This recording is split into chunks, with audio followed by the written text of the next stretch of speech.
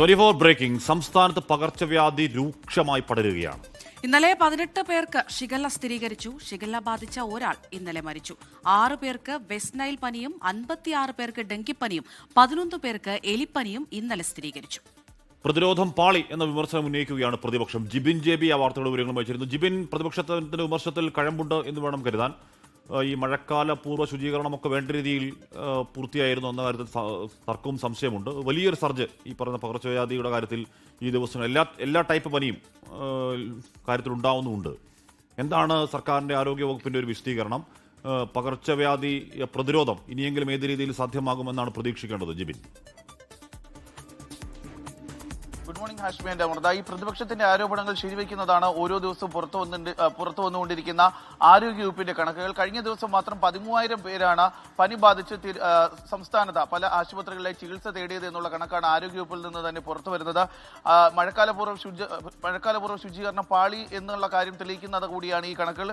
ഇതിൽ എടുത്തു പറയേണ്ട കാര്യമെന്ന് പറയുന്നത്, സംസ്ഥാനത്ത് ഇന്നലെ മാത്രം ഷിഗല്ല സ്ഥിരീകരിച്ചത് 18 പേർക്കാണ്. അതിൽ ഒരാൾക്ക് മരണം സംഭവിക്കുകയും ചെയ്തു. 56 പേർക്ക് ഡെങ്കിപ്പനിയും 11 പേർക്ക് എലിപ്പനിയും സ്ഥിരീകരിച്ചു. 6 പേർക്ക് വെസ്റ്റ് നൈൽ പനിയും കൂടി സ്ഥിരീകരിച്ചു എന്നുള്ള കാര്യം കൂടിയാണ് പുറത്തു വരുന്നത്. അതായത് പനി നമ്മുടെ സംസ്ഥാനത്ത് വരിഞ്ഞു മുറുകുകയാണ്. അത് ഒരു പനി മാത്രമല്ല, പല തരത്തിലുള്ള പനികളാണ് എല്ലാവരും കീഴടക്കിക്കൊണ്ടിരിക്കുന്നത്. 13,000 പേർ കഴിഞ്ഞ ഒരു ദിവസം മാത്രം ചികിത്സ തേടുകയും ചെയ്തിട്ടുണ്ട്. ഇതിൽ എടുത്തു പറയേണ്ട കാര്യമെന്ന് പറയുന്നത്, ആരോഗ്യവകുപ്പ് ഈ ഒരു സാഹചര്യത്തിൽ, അടിയന്തര സാഹചര്യത്തിൽ ചില നിർദ്ദേശങ്ങൾ കൂടി ഇപ്പോൾ പുറത്തിറക്കിയിരിക്കുകയാണ്. പനിയുടെ ലക്ഷണങ്ങൾ ഉണ്ടെങ്കിൽ യാതൊരു കാരണവശാലും സ്വയം ചികിത്സയ്ക്ക് നിൽക്കരുത്. അതിവേഗം തന്നെ തൊട്ടടുത്തുള്ള ആശുപത്രിയിൽ ചികിത്സ തേടണമെന്നുള്ള കാര്യമാണ് അറിയിച്ചിരിക്കുന്നത്. സാധാരണഗതിയിൽ പനി വന്നു കഴിഞ്ഞാൽ നമ്മൾ സ്വയം ചികിത്സിക്കാറാണ് പതിവ്, ഡോളോയൊക്കെ കഴിച്ചു. പക്ഷേ ഇപ്പോൾ അങ്ങനെയല്ല. ഈ സാധാരണ വൈറൽ ഫീവർ ആയാലും ഷിഗല്ല ആയാലും എല്ലാത്തിന്റെയൊക്കെ രോഗലക്ഷണങ്ങൾ ഒന്നാണ്.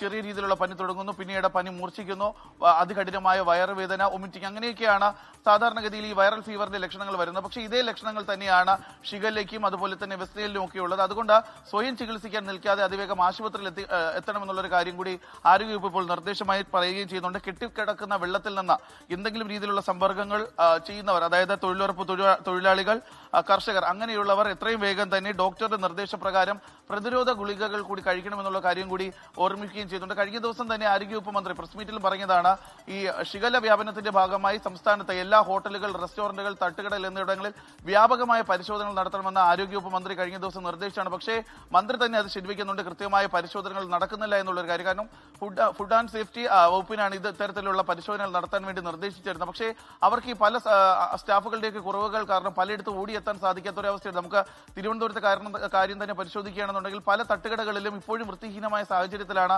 ഭക്ഷണം വിളമ്പുകയൊക്കെ ചെയ്യുന്നത്. അതായത് ഈ ഷിഗല്ല വ്യാപനവുമായി ബന്ധപ്പെട്ട് യാതൊരു കാരണവശാലും പകുതി തണുത്ത വെള്ളവും പകുതി ചൂടുള്ള വെള്ളം ഇത് മിക്സ് ചെയ്ത് പല ഹോട്ടലുകളിൽ നൽകുന്നു.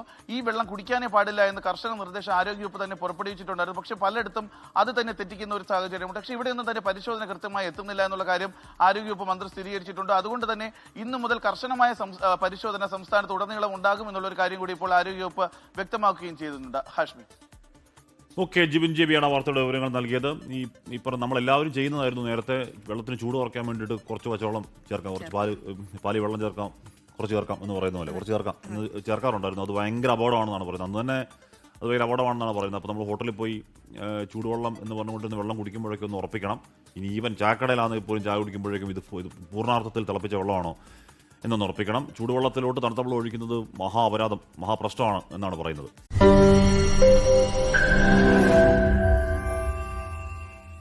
ലോകത്തെവിടെയായാലും ഏത് സമയത്തും 24 വാർത്തകളും ഓഗ്മെന്റഡ് റിയാലിറ്റി പാക്കേജുകളും എക്സ്പ്ലെയിനറുകളും വിശദമായി കാണാൻ ഞങ്ങളുടെ യൂട്യൂബ് ചാനൽ നിങ്ങൾക്ക് സബ്സ്ക്രൈബ് ചെയ്യാം.